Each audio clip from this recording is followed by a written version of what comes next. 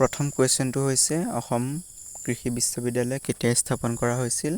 তাৰপিছত অপশ্যনত আছে 1960 চন, 1967 চন, 1969 চন আৰু 1972 চন। এতিয়া শুদ্ধ উত্তৰটো হ'ব 1969 চনত।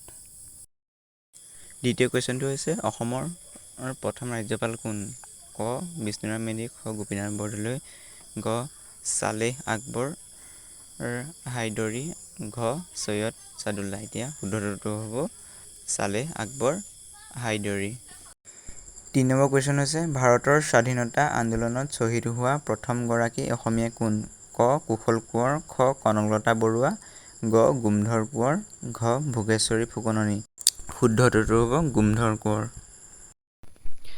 4 নম্বৰ কুৱেশ্যনটো হৈছে কাৰ স্মৃতি ৰক্ষাৰ উদ্দেশ্যে জয়সাগৰ পুখুৰী খন্দা হৈছিল? ইয়াত অপশ্যন আছে ক জয়মতী, খ কনকলতা বৰুৱা, গ ৰাণী লক্ষ্মীবাই, ঘ মূলা গাভৰু। ইয়াৰ শুদ্ধ উত্তৰটো হ'ব ক জয়মতী।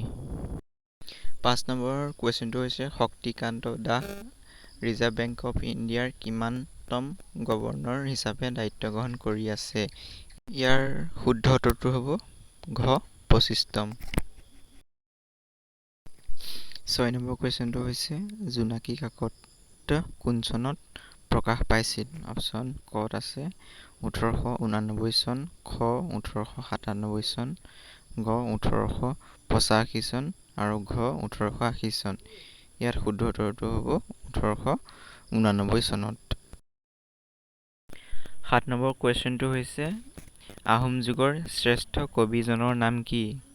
ক কবিৰাজ চক্ৰৱৰ্তী, খ অমূল্য কাকতি, গ চন্দ্ৰকুমাৰ আগৰৱালা, ঘ ভট্টদেৱ। ইয়াত শুদ্ধ উত্তৰটো হ'ব ক কবিৰাজ চক্ৰৱৰ্তী।